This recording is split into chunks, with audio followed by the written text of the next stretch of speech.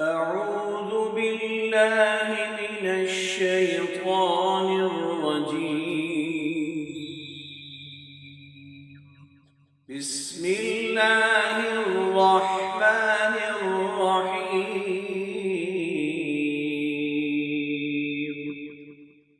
فلا صدق ولا صلى ولكن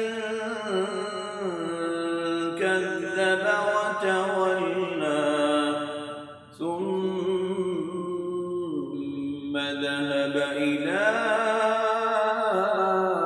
أهله يتمطى أولى لك فأولى ثم أولى لك فأولى أيحسب الإنسان